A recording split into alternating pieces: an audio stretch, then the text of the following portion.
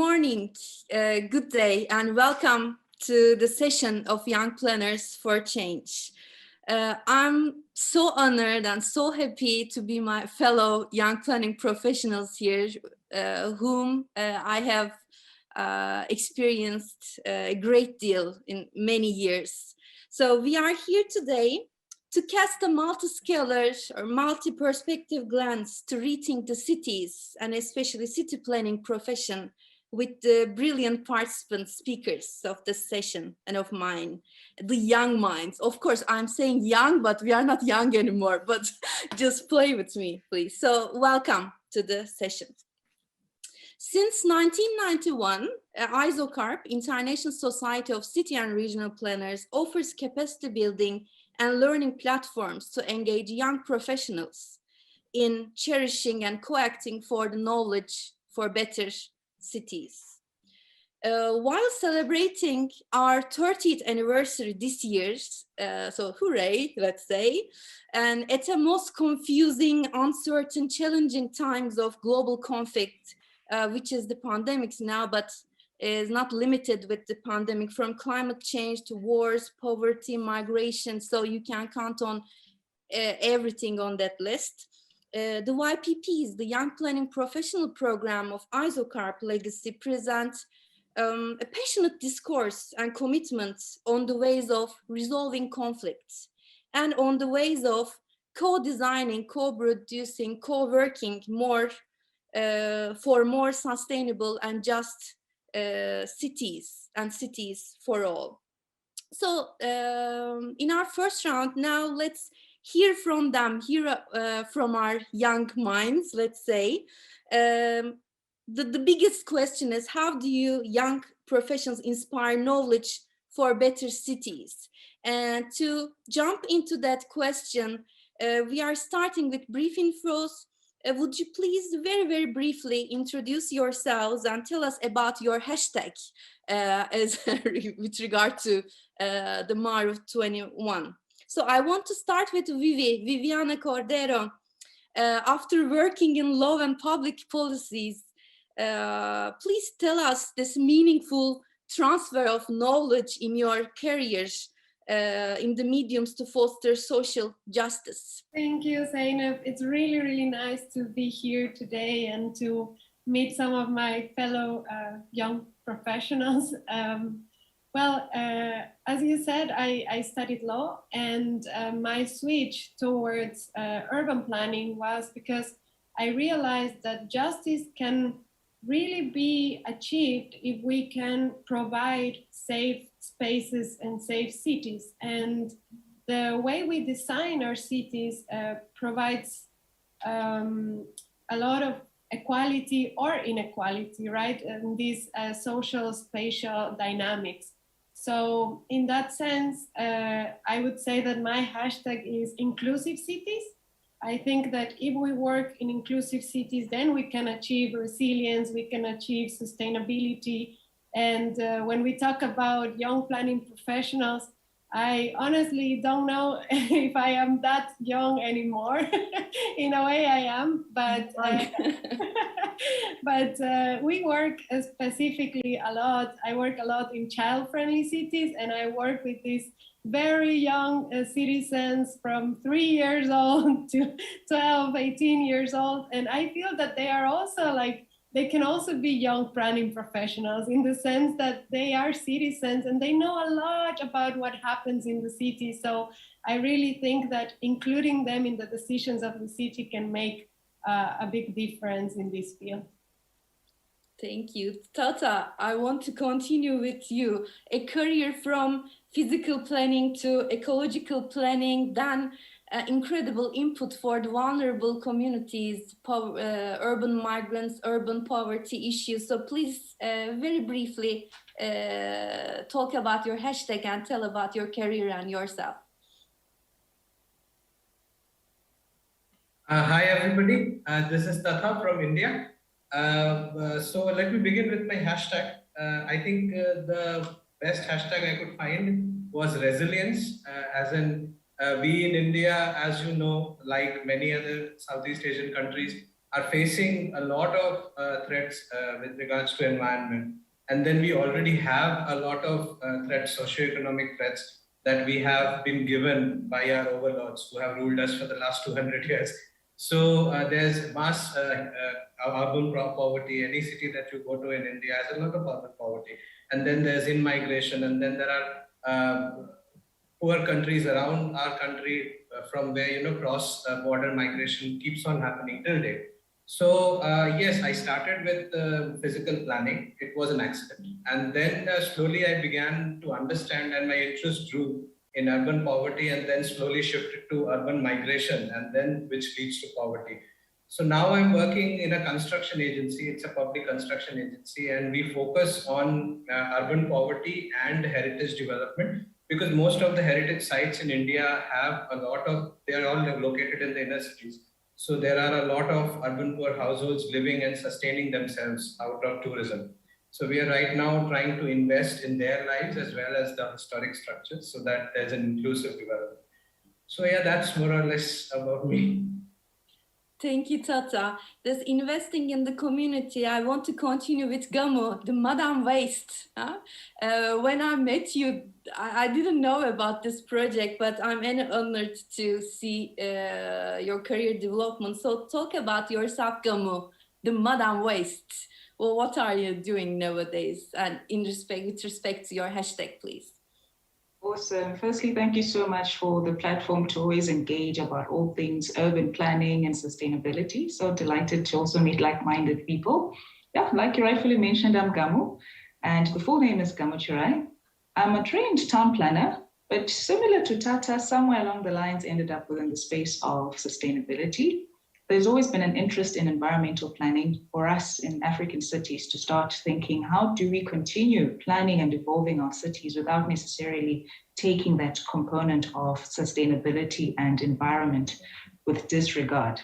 And so one ended up finding themselves in waste management, specifically organic waste. And it's a key component because it plays a large role in African cities, whereby 60 to 80% of the waste produced tends to be organic waste.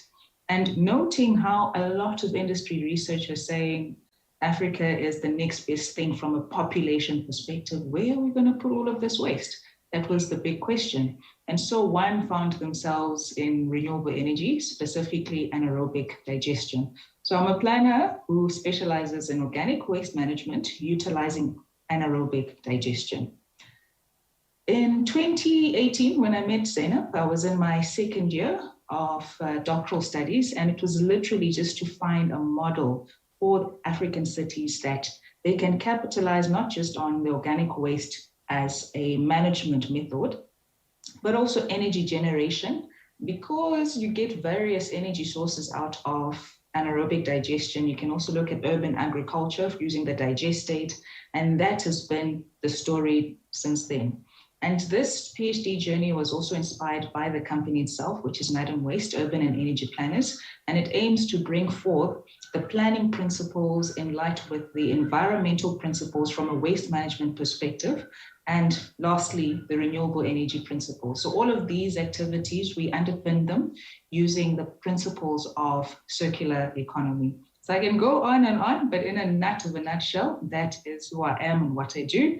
And the most suitable hashtag for this is sustainable cities. Thank you, Zeynep. And you kind of add another layer to vulnerability with energy poverty. And also a kind of parenthesis, who is this madam in the Madam Waste? There is a particular focus, a gender focus in your studies? Given that I'm female, this is the madam. So it is the woman power, huh? Yes. It's the madam who is running the show. Thank you, Gamu. And Mahak. Mahak was our youngest YPP at that bank, and we were questioning, she's so little, Mahak, just newly graduated. And within these years, it is really fascinating to see your career, Mahak. So, from India's waste and water management to Bill and Melinda Gates Foundation awards to Colombia's Central and Global Energies and ITACUS. So this is new.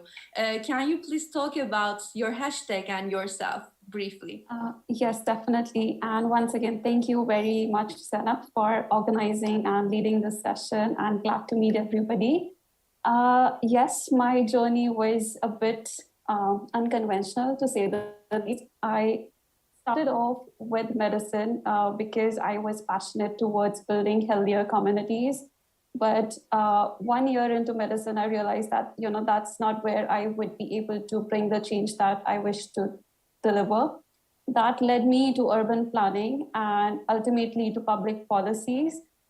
In terms of the journey from waste management to currently working on decarbonization pathways at Center on Global Energy Policy, it's really interesting and really fun because I have been able to, understand what are the challenges on ground when we talk about the challenges of human rights to water and sanitation and that urban planning plays in delivering those human rights.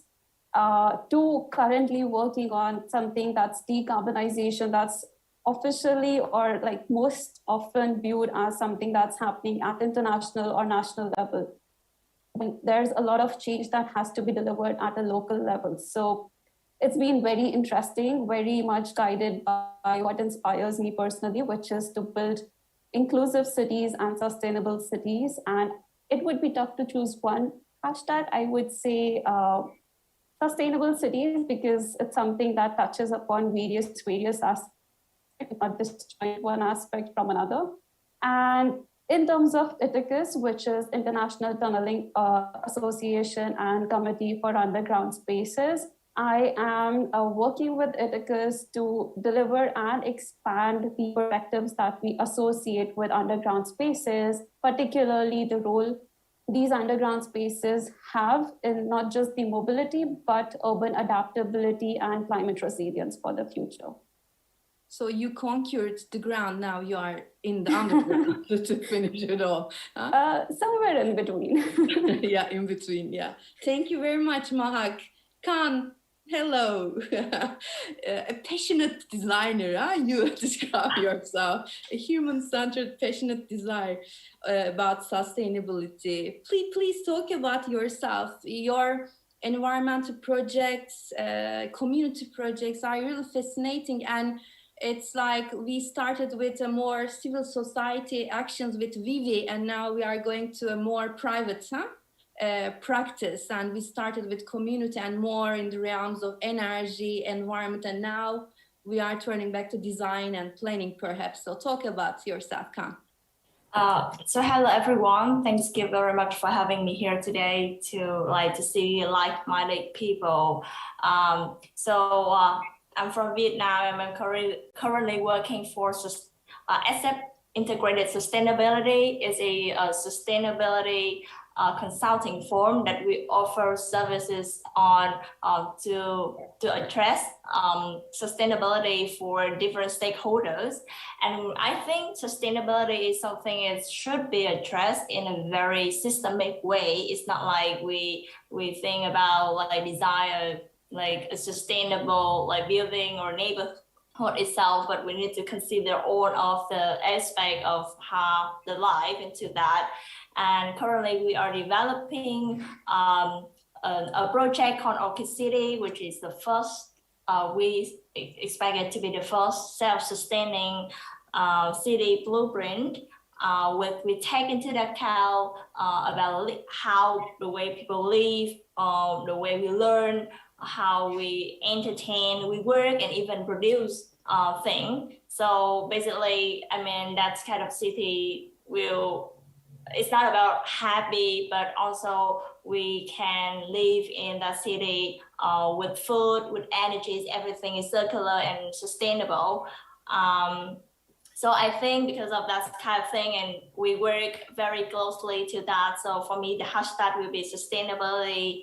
And and I do things that we as young planner, we like contribute a lot together together can help those kind of sustainable cities around the world more and more. Yeah. Thank you very much, Khan. And Pierre, welcome. Yes, welcome. We were Thank you. excited whether you will come or not, but I'm so happy that you have arrived. Welcome. I'm very sorry. I'm all wrong because I thought first it was yesterday and then I thought it was 2 hours later. So I'm very sorry. But anyway. Yeah, I told the technical host that perhaps he just confused with the time or so. But times and day, I'm very confused. Sorry. I suppose we are in the. It was my planned, how to say, cue for you. So you are on perfect timing. Okay, perfect. So thank you. So Pierre, so what you kind of contribute to that group is perhaps your expertise on developing countries from UNESCO's. When we met, you were in UNESCO's this regional center. Now you will talk about, and now in ITACUS. So perhaps it's a career based on developing countries from Lebanon, Iran, Senegal. So can you please talk about this journey yourself and your hashtag in that sense? Okay, so I'm Pierre Renaud. I'm an urban and planner and designer. I don't know if you know, but in French we have the same word. We said urbanist, but in fact there is two jobs inside the name urbanist. So I decided very early in my professional life to dedicate my job to developing countries. Because I like to travel basically, and I like to be in face of other cultures. So this is the main let's say things that it made me taking this option. After that, I'm now with 10 years, so I'm not even a young planner. I suppose I'm a senior planner. No, but it was a hard time to become a senior planner because it's lots of personal investment, to be involved in sometimes work you are not paid, or you need more experiences to be involved in other projects. And so it's a long way to become an urban planner and designer, and to be able to write and to sign documents like I'm urban planner and designer. So I'm proud of this now, but it was very long journey. And I think I will have to wait 15 years experiences to become international expert. So I'm now in the tunnel of the 5 years more to become respectable professional. And my hashtag, I think first I was thinking about creative, but I think I will be inclusive, choosing the inclusive word, because as a young planner, and I hope that becoming old, I will not become old dogs, but you always have some, I mean, you have rage against the machine, let's say, and you always think differently because you want to fight poverty, you want to fight bad condition of settlements, you want to fight everything. And becoming old, I think that you go in the.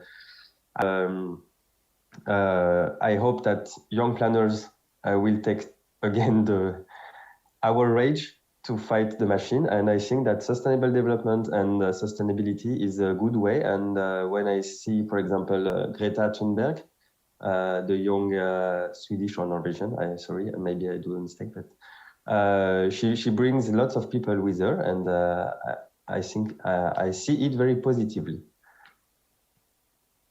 Is it okay? Pierre is already talking like, oh my. Pierre, there is this young and there's younger. So you are young, perhaps. Yes. No, you see. But yeah, you are really right in this perception of the young and the senior. We will talk about it more. So yes, here are our participants, and I want to continue with our second round, actually. So let's jump into some illustrative examples. What do you think? Well, what is the role of young professionals in inspiring knowledge for better cities? So this is the main question. And how you think you inspired knowledge in your career with the studies and works that you have been doing? So I want you to talk about this.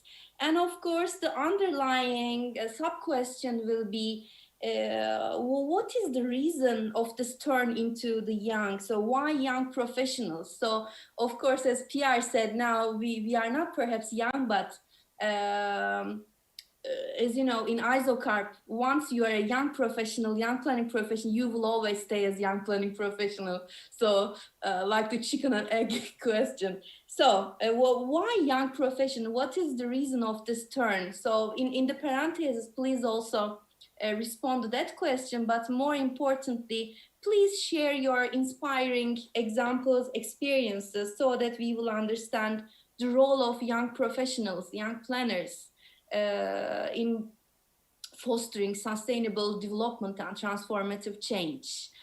Shall I continue naming, or please jump yourself? Who wants to start? Gamu, please start.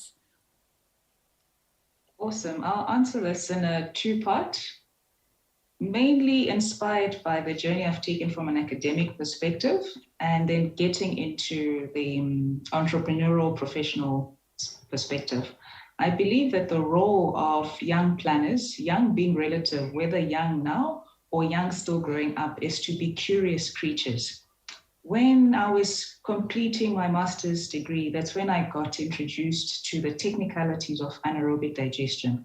I was curious. I wanted to know more about this technology because it was fascinating that you can convert waste material into energy.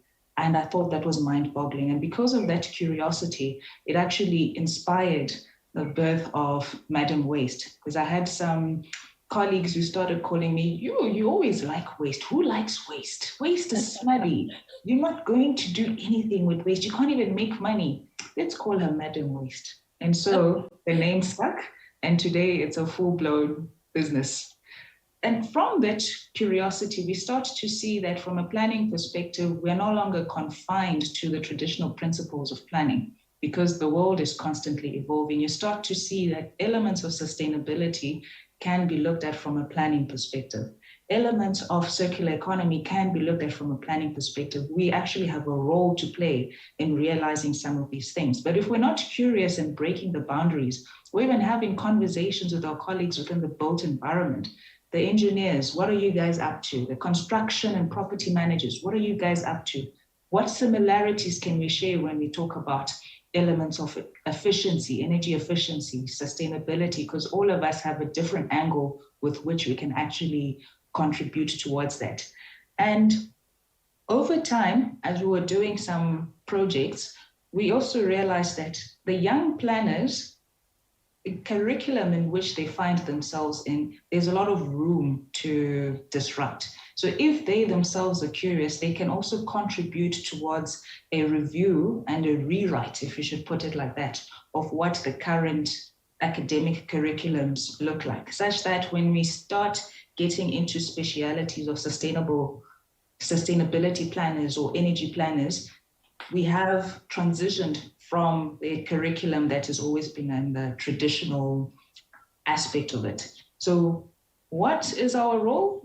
Certainly to be curious, to have conversations, and just shake what this curriculum looks like, because these are the decision makers who will continue to make decisions over the next 10 to 30 years.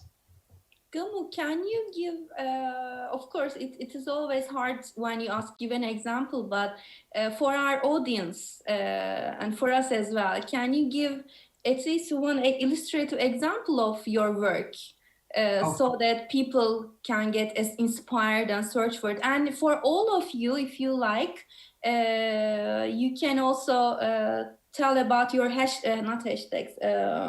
websites, so that the ones who didn't read your CVs in the MARUF page can just check it out. Well, what is going on your world? Awesome. Madam Waste is an urban and energy planning firm based in Johannesburg, but with keen interests across the African continent, and it's mainly focusing on African cities. As I mentioned earlier, that's where the activity is, with all the population growth, urban sprawl, and so forth. And we offer 3 key services. Firstly is the strategic consulting, working with African local municipalities, because these are the institutions that need to do the actual implementation. This ties in with any project that is yet to start. So we come in at the early stages to start conceptualizing what does sustainability look like from a waste management perspective, energy generation perspective, and also the reticulation of those services within an urban space, such that the planners, waste managers, as well as engineers within the local municipality are cognizant of their role when it comes to actually promulgating a new settlement or expansion and so forth. This also applies to private sector, whether they're doing estates or they're looking at individual households. The key word is efficiency and sustainability throughout the entire development process. The second element is now design thinking, which is a personal favorite of mine, having conversations with decision makers in the subsectors. You realize at times a decision is not made because I simply don't understand. If you tell me we need to implement an AD system, which is the abbreviated version for an anaerobic digestion system, I will probably say, let's not implement because I don't have a full understanding of what it is. So through the design thinking workshops, very interactive, creative, multidisciplinary, the decision makers get to understand what the next person is doing and the importance of their role, such that even from an engineering perspective, as an example, as you design the AD system, you are cognizant of who you're designing it for, why you're designing it. Not that what we've seen in the past where a technology fails because you are not cognizant of the environment that you're designing it for. Last but not least, we also do green events, which is mainly collection of food waste from large-scale events, diverting that from landfills and using a process called vermiculture. Vermiculture is the process where worms actually, I'm getting excited. Worms, they biodegrade. This word worm. I'll never forget the worm. I just love those little guys. Because during that natural degradation process, chew up all the food and they produced high quality compost. Now with COVID, there hasn't been a lot of events taking place, but it's certainly one of the key offerings that we have to ensure that we divert large scale of organic waste and rather look at the composting element and sell that into households in urban areas and start practicing that concept of urban agriculture. So that's what we do in a nutshell. Thanks, Gamu. From worms, I want to jump to children, kids. I don't know why, but Vivi, what can you say about it? Not about worms, of course. But No, I think it's, I founded a consultancy called Huasipichanga. And maybe I'd like to explain what the word means to explain how do we work. Basically, in Ecuador, when you live in an indigenous community, you work together to build the house of the people. Like, let's say today we build my house, tomorrow Zeynep's, and then the day after tomorrow we build Pierre's, and so on and so forth. We don't do it for ourselves or only for our families, but really it's a community work. And the moment that we finish the houses, there is a big celebration. And that celebration is called the Huasipichanga. So this is what we want to also show in our work, that it is a co-creational process towards the creation of better cities.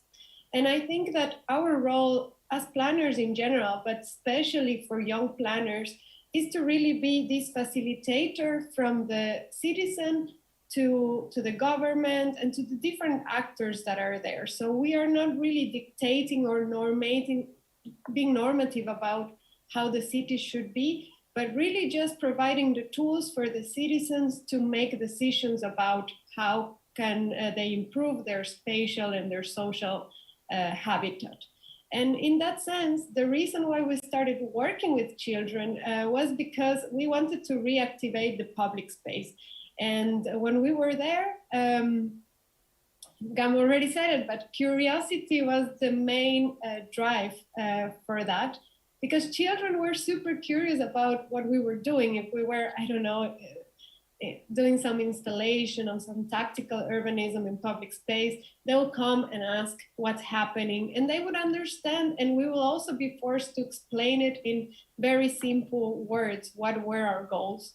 And what we discovered is that, for example, if we have a project and we walk and talk to the adults, they will have their questionings, right? Like, are you a politician, or from what politician are you coming to do this? Or what are your economical interests, for example? So there is always this tension or questioning.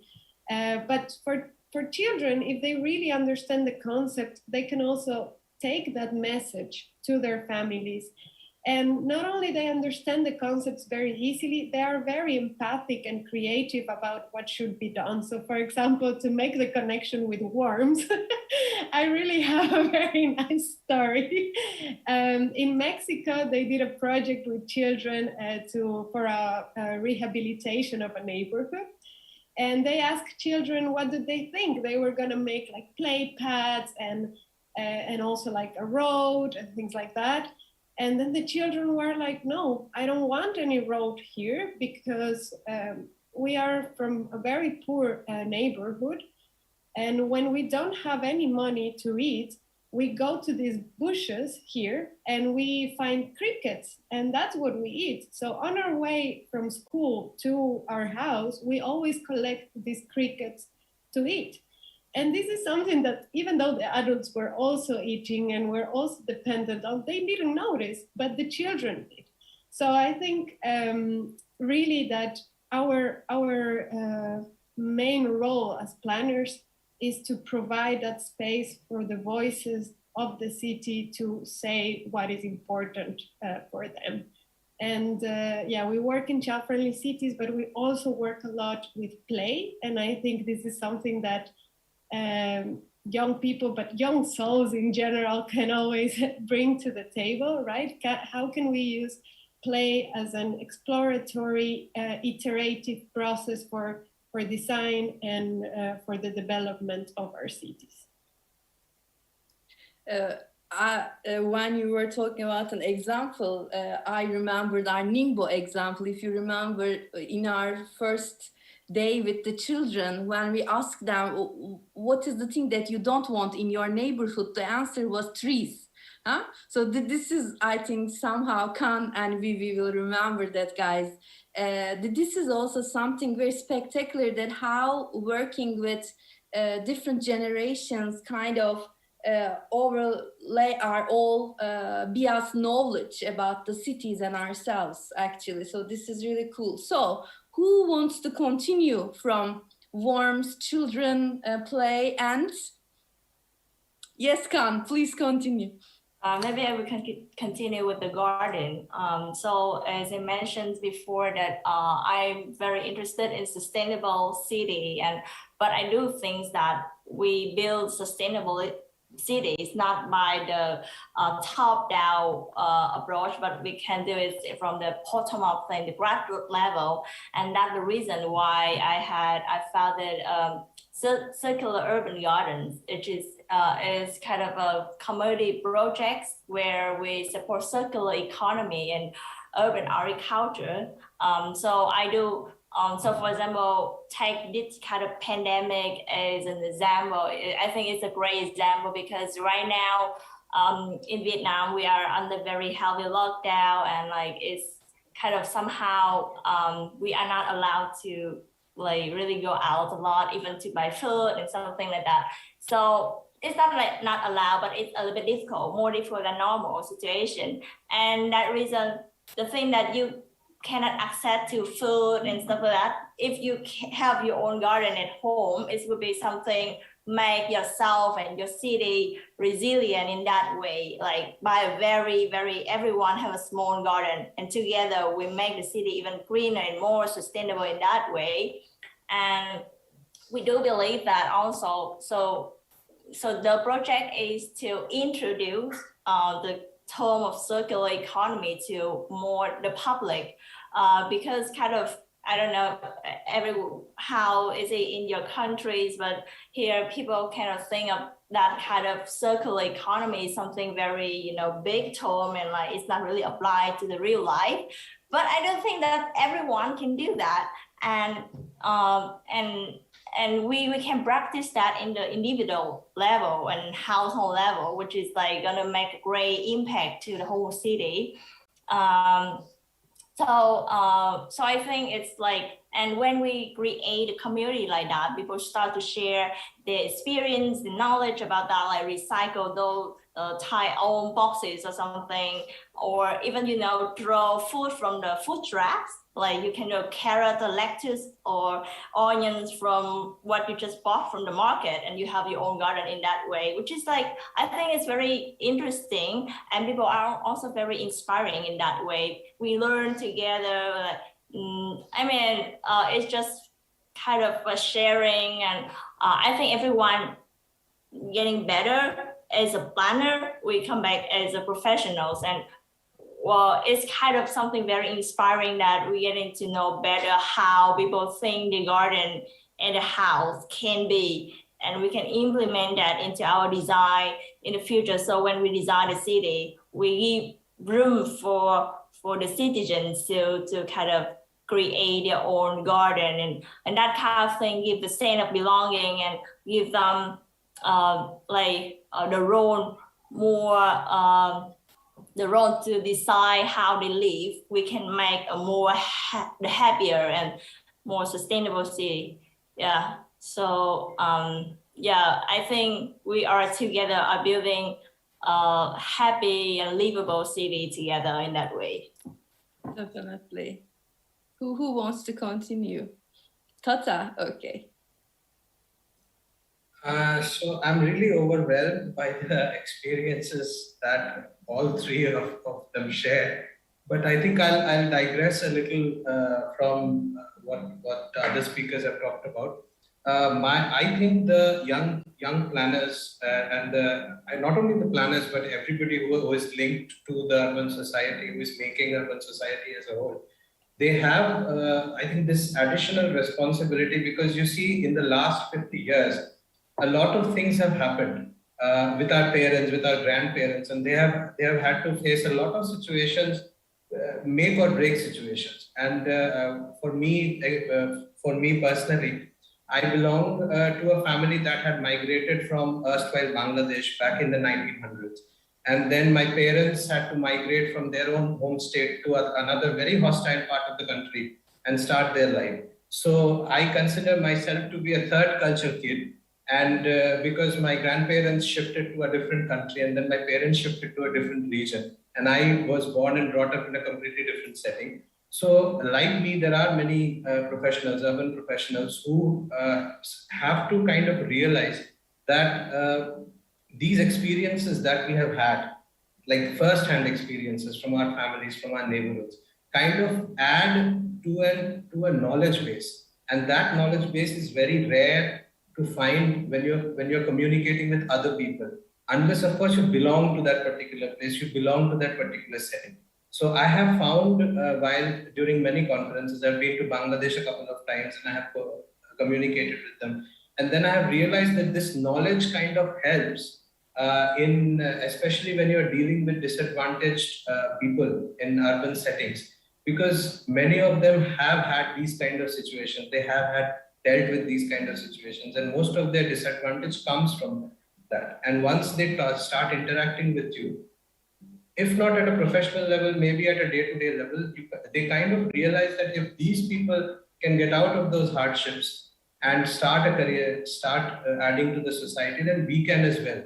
And that's why many a times I have found, and that was part of my thesis as well, that many of these urban migrant communities have created their own urban settings, have dictated their own terms of living with the government incrementally, sometimes, doing small incremental changes in their settings in form of covert planning.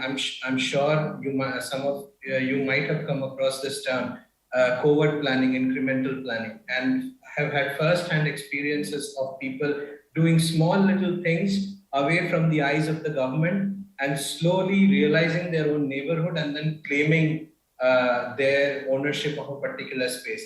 And slowly and steadily, this thing starts as a revolution at a household level, expands to a neighborhood level. And I have seen towns take up this as a principle of developing, despite the fact that the government wants something else out of their master plans, out of their city development plans. They have had to accommodate these ideas into their city development plans because people came forward from their experiences, taking inputs from professionals and asking the government to make permanent changes in their city plans. So this was my experience, and that is why I started working in small organizations rather than big organizations, because the big organizations normally have a very top-down approach, and the small organizations normally tag along with incremental housing, incremental planning, incremental landscape architecture. So these kind of things always interested me, and that's why when I applied for my master's in Norway, I very specifically chose urban ecological planning because it had a very big scope for understanding migration and urban poverty and how you can kind of relate them together. So yeah, that was my contribution, and I think that's where young planners and young professionals have a big role to play. Yeah, Tata was talking about this big corporation, so I want to turn to Pierre with the Aegis. Of course, it's not about talking about Aegis, but in general. So how your experience is different than Tata, and what can you add on this already attributed inspiration? Yeah. So Aegis is quite big company. It's 15,000 engineers working to change the world, let's say. But we are only 5 urban planner and designer. So it's sometimes very hard to fight the big machine again, I repeat, but to bring ideas and to bring sensitivity and to bring territory analysis and cultural approach of the territory you're supposed to develop. So just one example, I was working on developing a touristic site for in the coast of Senegal, in close to Gambie and Casamance, very, very beautiful place. And we had a program, so we're supposed to develop housing, hotels, and swimming pool, and city center, and all this stuff. And what we decide to do, instead of to just delete or erase and to start from a white page, we decide to draw roads and to structure the station based on the existing paths and roads, to keep all trees, to keep the identity of the site, and to make the people living on the village close to this future developing zone more comfortable with the zone itself. And integrated approach will be a key word, I think. Not only spatial, but I mean specialized, but also for social inclusion. And integrated, for example, when speaking about developing a touristic zone, you need to implement and to convince the client that people that will work in this touristic station in the future will be the people living in the village at this moment. So you need to implement some university or professional formation to teach next user and professional of the station. So it is one of the example I wanted to say. And the other one is referring to young planning we have in Norvegia, in Bodo.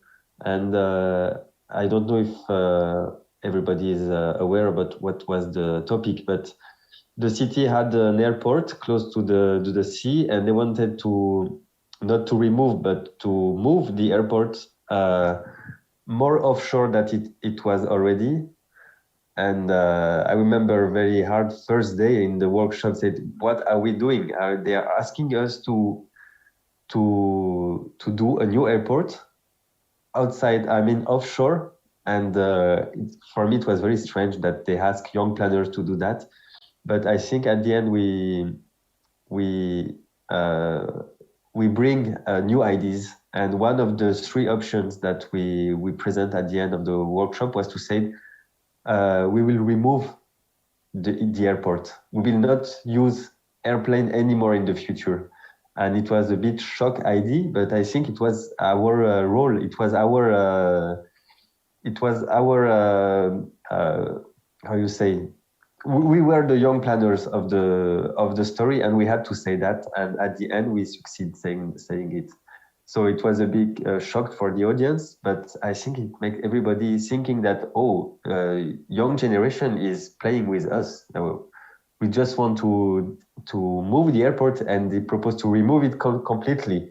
So to be honest, I don't think they will remove the airport completely, but I think I think we bring the idea, and this is the most important. It was the most important at this stage.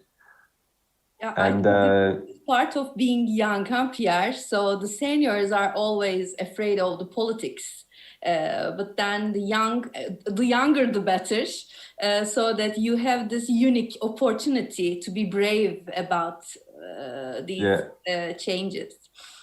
Yeah, because after that, when you are in big company, for example, you go in it's economical stuff, you know. You have a piece of land, you have a program, and you have a market study, and you have to maximize what you can do with this piece of land. And it's a bit strange approach. It's very engineering, very mechanical. So just to come back in what I was saying at the first point, as a planner, not especially as a young planner, but keep the sensitivity of the territory, of the people, of the social, of the and try to help the client to change his mind. I think it's the best work of is the better work we are doing. You know, it's we have the opportunity to change this, and I think we should definitively keep our young mind to fight this. I mean, again, I'm sorry, I'm very fighting this morning, but I think that's why we need young planners. Continue fighting, Pierre, no problem on our side. For your case, of course, this is not the content of this session that much, but your add-on to this discussion also brings me one very important question, I think, because when we are, I just wanted to open a parenthesis, because I think one issue is very important in such examples, and to repeat myself, we were talking about the importance of capacity building of the locality, the local, and we were talking about the local causality. And somehow with the examples of like except of Khan or Aegis of PR, so we are now jumping into this international transnational companies, so that it feels like, of course, I'm leaving behind this political question behind these European companies and in their impact on neocolonization. Actually, this is part of another question, but it really showcases how these experiences of us, not particularly the places we work, but we experience kind of add-on on the future of our cities, and the wisdom, the way we look and understand to our cities. I think this is important, like Pierre's examples of getting rid of the airport, to the clashes and uncertainties between the localities and the global community and impacting on our cities. And here, Mahak, you didn't talk about it, but I really admire your way of merging sustainability, energy, and all these environmental challenges with arts.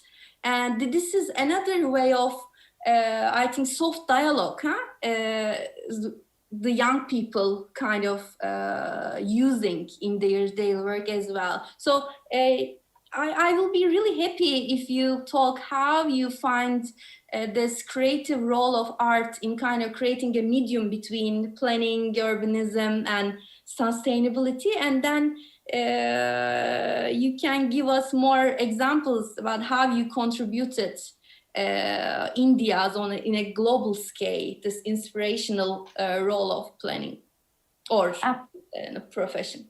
Absolutely. So I think for me, art was something that I got to, learn and engage with at a very young age. My mom is an artist, and I grew up playing with her with colors.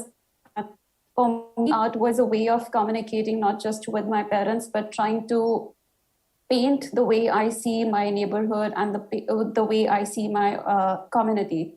So when I started working as a UN fellow on the challenge of sanitation deprivation and the human rights to clean water and sanitation, one of the tools that really helped me to engage with disadvantaged communities was to engage with children, with women, and work with different other stakeholders through the medium of art. So when I was doing on-ground activities with the disadvantaged communities, often the urban poor, it was not easy to communicate what we are trying to do as an organization. And it was really tough to break that tension that, you're not coming from the government, you're not trying to relocate or provide something that's not going to work for the community. So it started off with a dialogue, and art formed a way of mutually respectful communication tool in which, as a planner, as a professional, I was able to engage with communities as to how they picture their own neighborhood, what they wish to change and what they do not wish to change. Through that medium, I realized the value of art in not just engaging, but also communicating with the wider audience as to what is happening on ground, what needs to be changed, and how we can bring that change. So in that sense, yes, combining art, sustainability, inclusive cities is something that's very interesting. And I definitely recommend everybody to explore different tools and mechanisms to increase that engagement.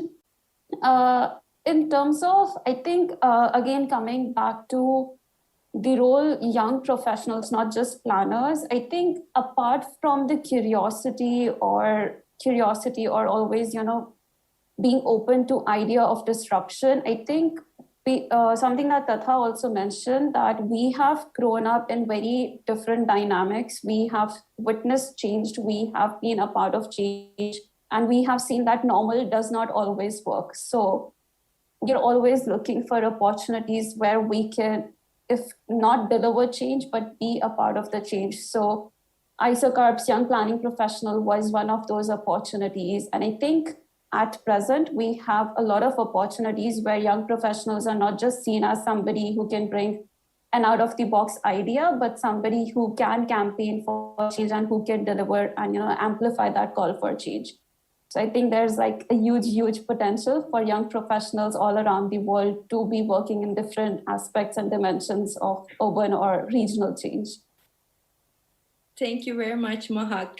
Now the final round, let's say, already I think Pierre started this round beautifully with the airport problematic. And I want to continue from that.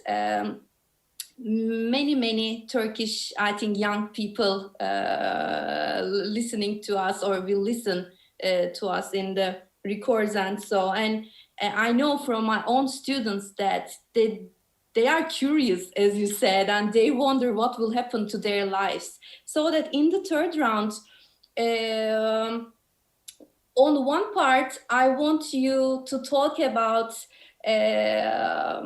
these knowledge transfer platforms like, or knowledge networks like ISOCARP. So especially with respect to this global pandemics of crisis, with increased inequalities, increase in mobilities, so with every extremities, how can ISOCARP or similar knowledge networks can serve better for young? So what do you expect from us? So this is one part of the story. And the second part, what should we expect from the future of our cities so that these global knowledge networks can serve better for the young? What can you say? So how to make a difference with these knowledge platforms, actually? The very basic question is that. So that I will note to change what we do in ISOCARP. No, but if I can start, I think that this generation has a very big advantage in terms of globalization and technology. And one of the things that I value so much from ISOCARP and this kind of networks is the amount of access that you have to people from all over the world, and what can you learn from them, and this exchange of experiences, of knowledge. And what I really like when I think about Huasipichanga and bottom-up companies like us is also this idea of bringing the knowledge of developing countries, if we put it like that. The way, for example, that we, yes, because to all me, of us. I mean, yeah, because I'm from Ecuador, but I'm based in the Netherlands, in Europe, and everybody has a struggle pronouncing our name, right? So the idea was like, oh, why don't you change it to something easy like H consulting, or, you know? And I'm like, no, I really want to bring the value of what can we teach Europeans, for example, right? And it's not that, it's just that it has felt that for a lot of generations, the help and the knowledge comes from one side to the other. But the way we use resources, the way we work in communities, the way we tackle, the way we are with our families, for example, is so different. Well, these countries are facing problems of loneliness, you know, that are really vital in the way we perceive the resilience of the city. So I really think that the role of this type of networks is to connect in order that the knowledge come from both sides, that the knowledge is co-created, that the knowledge comes from experience, from personal lives even, you know, like today we've talked a little bit about what has happened in our life for us to take this path, like from being a third generation migrant, that it's so impactful, right? To being close to art, and that's how you communicate now.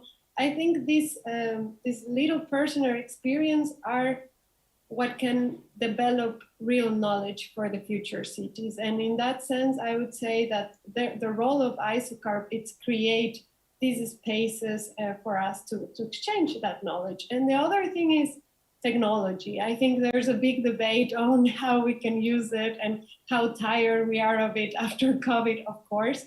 But there is also a big trend of using technology as a way not to do marketing about what each of us is doing, whether it's a big or a small company, but about creating content of value, creating content that could help others to replicate. So if we know something, if we know a process, and we can really teach others around the world to do something like that, I think it's really valuable, right? To have this access to technology and to be able to put our processes in a way that they can become mainstream. And I think ISOCARP is doing it already, but of course there is always a room to do even more and to include more people. So yeah, just that. Thank you, Vivi. Who else? I can go next. I think adding on to what Viviana said, as a member of not just ISOCARP, but any other organization, I think a lot of us look to be a part of an organization that's, you know, not limited to being on the members list, but being more than that. And the way ISOCARP organizes different activities and works with different governments or corporates to, you know, lead that change, if we could increase those level of engagements, if we could develop say, regional hubs in which people who are interested to take up on a new challenge, they have connections or other members within that regional hub who can maybe provide some sort of support or provide another technical capacity. So now it's not just a one time or two times a year event, but something is happening in any other part of the world all throughout the year. So in a way, ISOCARP or any other organization can be that platform and can be that network that helps sustain and helps mobilize a community of practice throughout the year round. Thank you, Mahak. Who wants to counter? Tata, of course.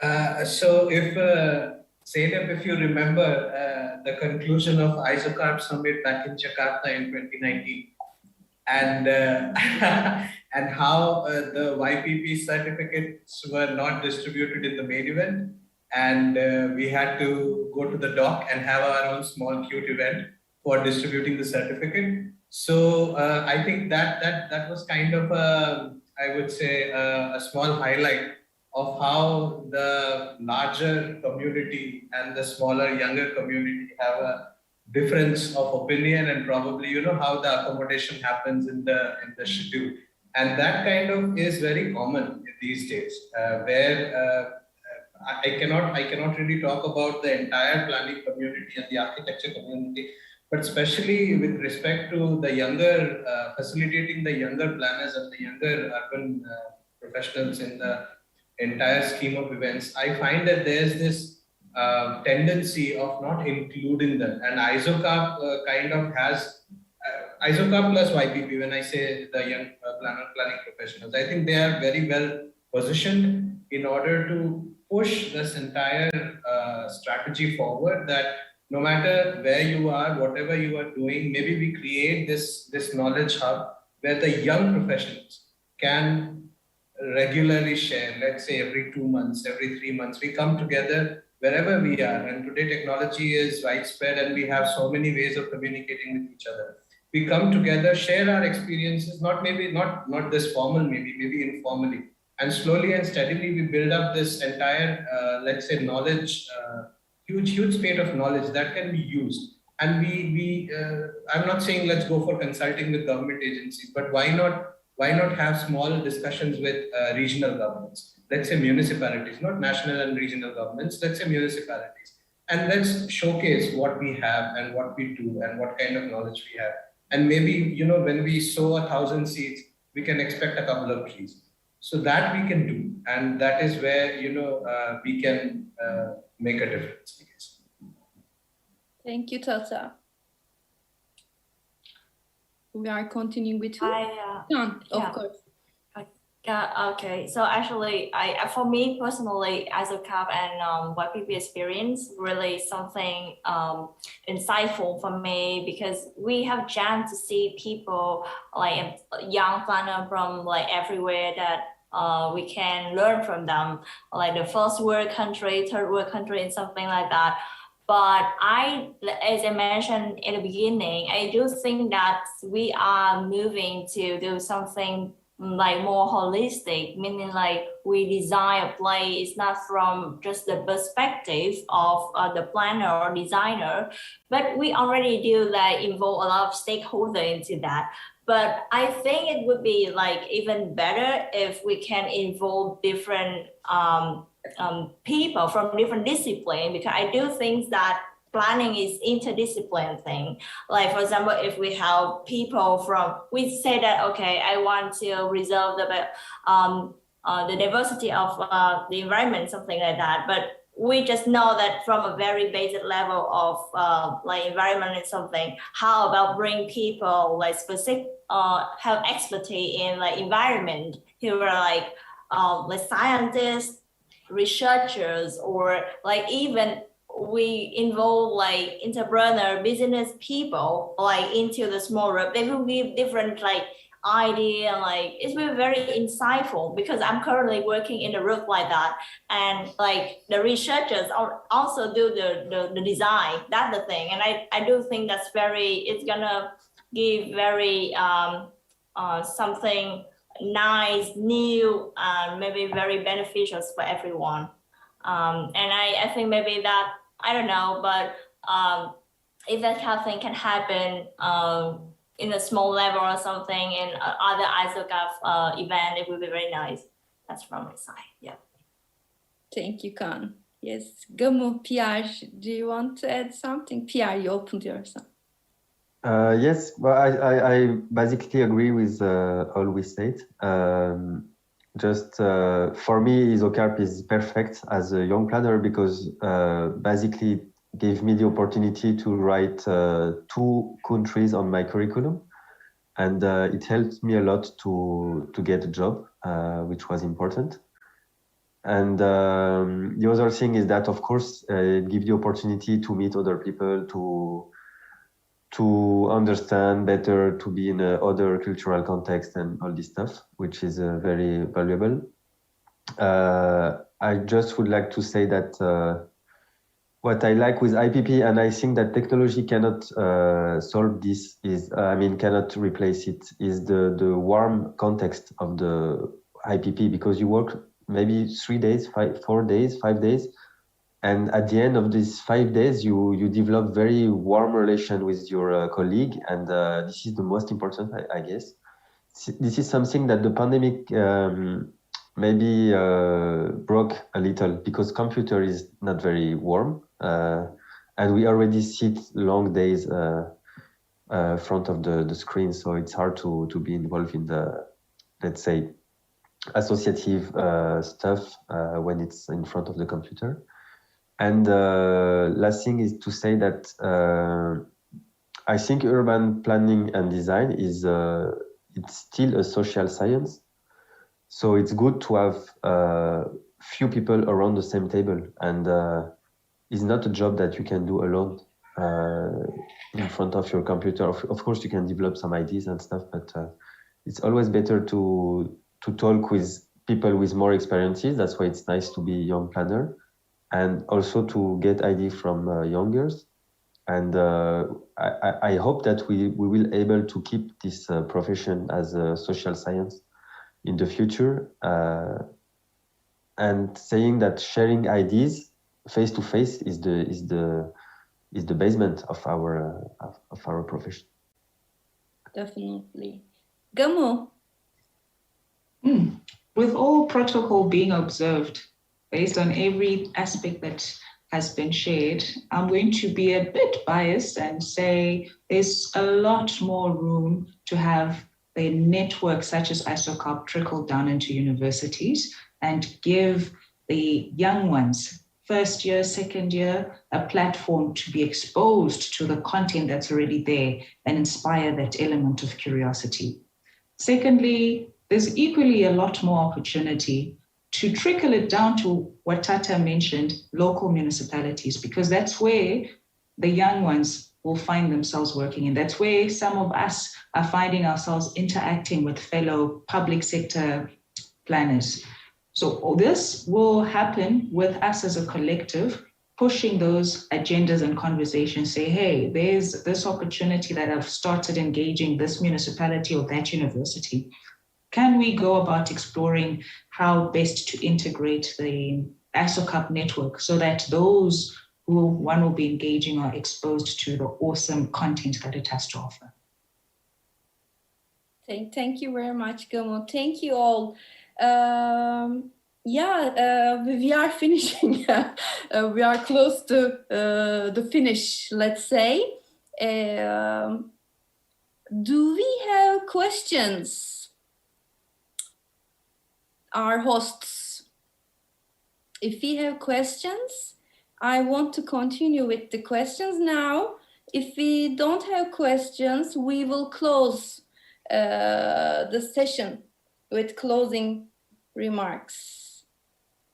Okay, there are no questions as I've read from the chat box. Perhaps in the morning no one wants to deal with the question but listen to you enjoyably. Okay, then we are using our time very well. Now closing unfortunately closing.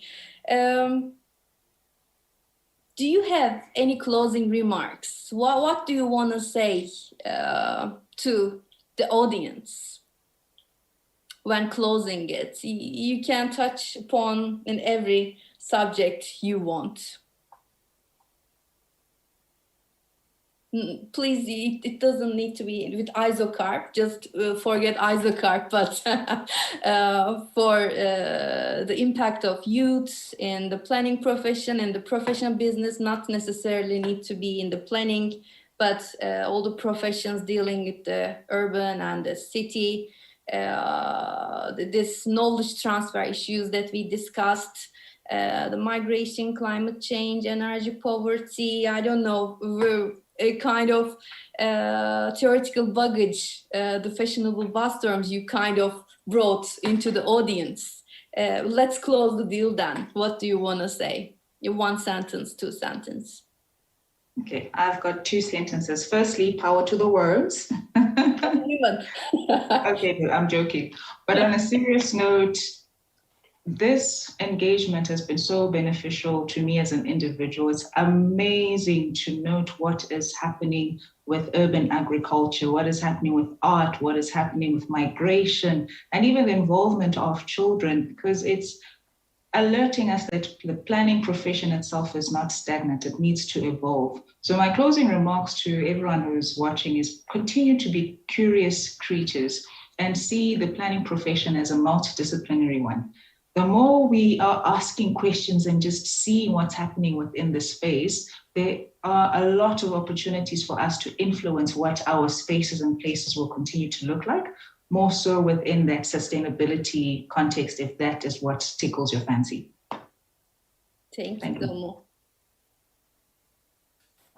Can I, my remark is I do think that we can start like as an urban planner, like anything related to urban and things, we can start with what we're really interested in, because I think that's kind of very powerful. Like every one of us have our different interests and we dig into that, and it's really flourishing when we do what exactly the thing that we like and really relate it to urban things.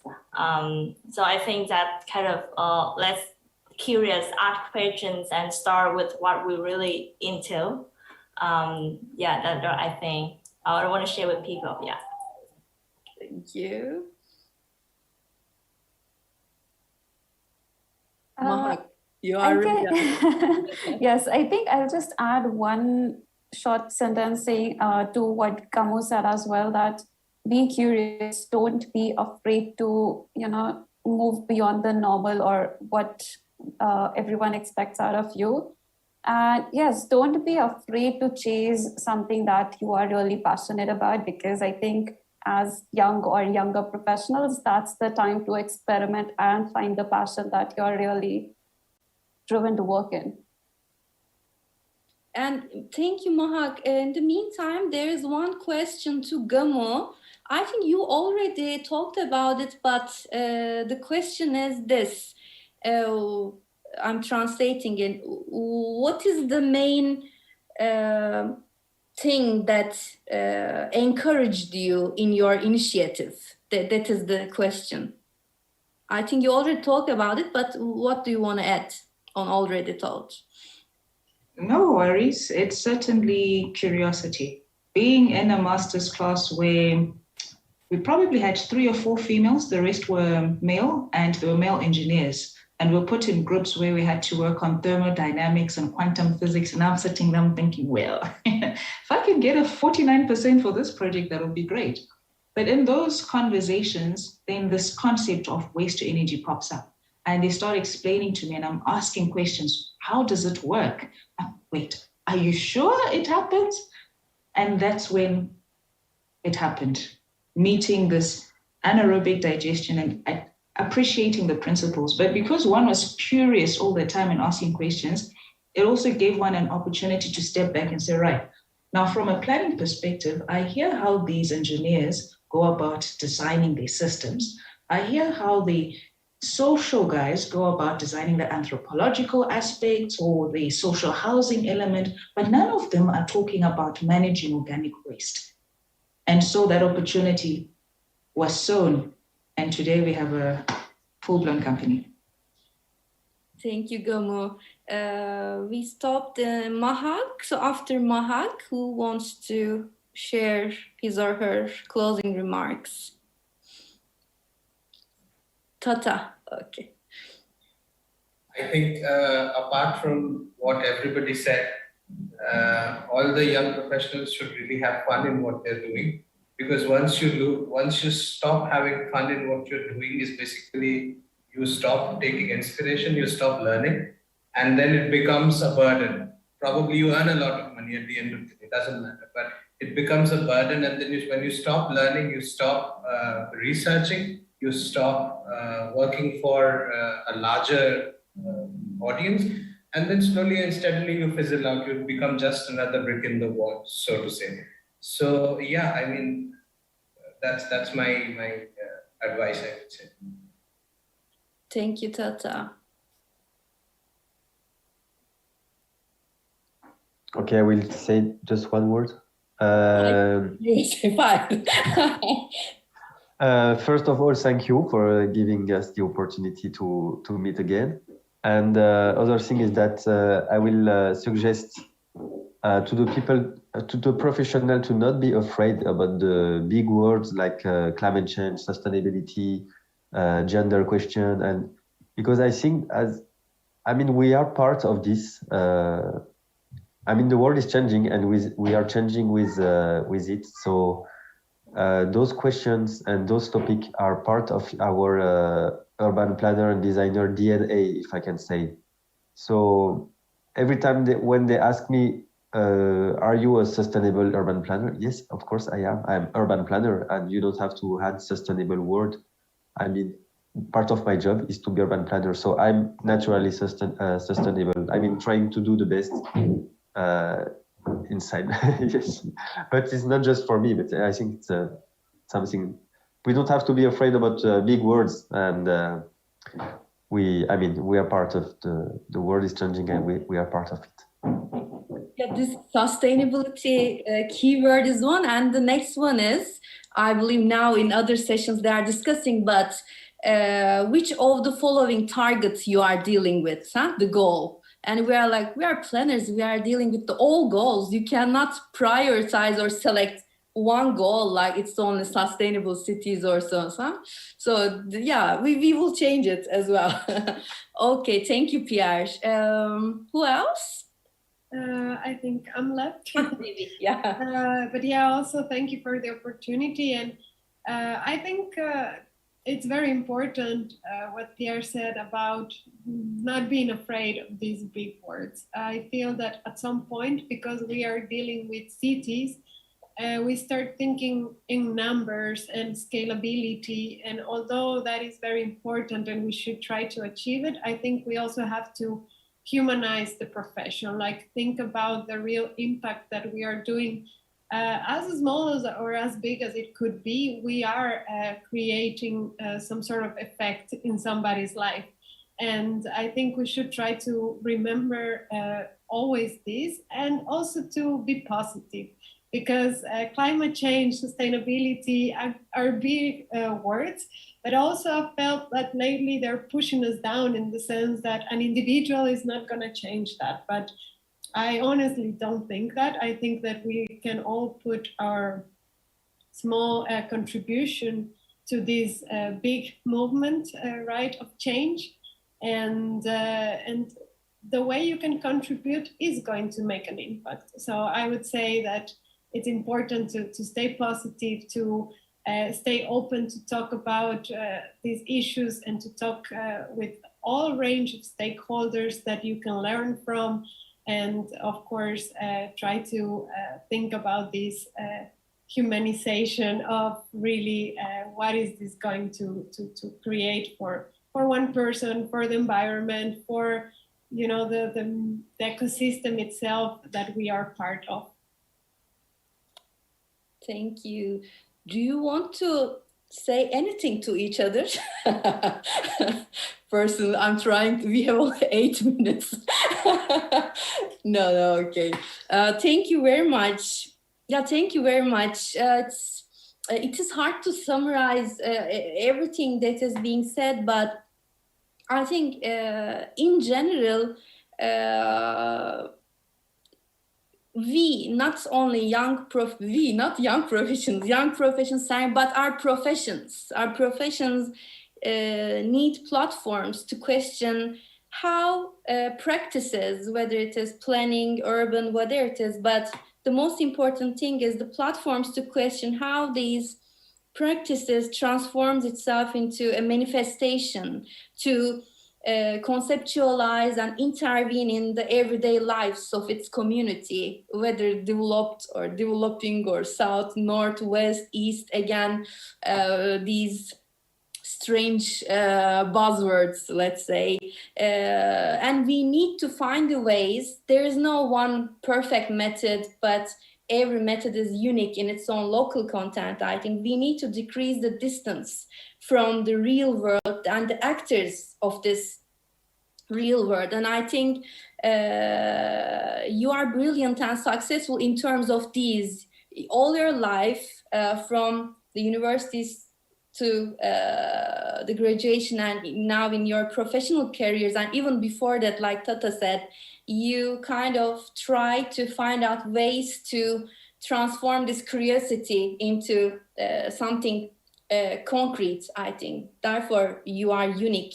And these experiences, when they are transferred into medium of tolerance, interaction, experiential, critical thinking, I think then we can say that we are successful. And in doing it, for the audience, I'm saying, as you see, there's no such one good methodology, but the commonality is, I think, whatever you do, it's you invest in the community, not as a recipient, but an enabler community. And secondly, you kind of find out ways to get rid of this fashionable big terms like sustainability, we said, but also Anglo-Saxon, Eurocentric, whatever, this top-down mergings of it. And you try to learn from the local causality and touch upon the locality. And of course, I think what makes it unique is also stopping the monopoly. The monopoly by whatever the top-down institution, public institution, university, but try to kind of create a transboundary relationship between all these institutions and community as an institution as well. And all these practices, I think, showcase the importance of investing in the young generation. You all said that we are not young anymore, but you started doing this when you were young, and you are still young, I believe in that said. Some of you said young in the mind, perhaps, yeah, YPPs are forever young. And invest in young generation, and we need young generation to provide necessary domains to hear who are responsible or will participate in the future of our cities. So we need to find out different ways of investing it. And to invest in the young generation, I'm telling to the senior ones, we need to learn the language. We need to learn the language of diversities, transnationalities that transcends beyond geographies, genders, ages, to make the knowledge transfer between us. And this is really important. And I think the older generations are refusing generally, but we need to find out the ways. And of course, we need to strengthen awareness and develop insight from the actual experiences, perceptions, the stories. I think the stories are very important. Like Tata said, the whole story of the life then becomes an input for the features. And storytelling, listening to people, listening to their wisdom is very important, an essence of, I think, the knowledge transfer. And therefore, when we talk about workshops like the YPP workshops, we're always talking about the capacity, but your, I think, careers and experiences show us that capacity building is a lifelong process. It's not about a curricula, it's not about a workshop. It's not about training and so, but it is about, I think, conceptualizing, intervening, finding out ways, communicating. And when you deal with it, I think the rest will come. So that's it. We are closing it. Thank you very much for the audience to be with us.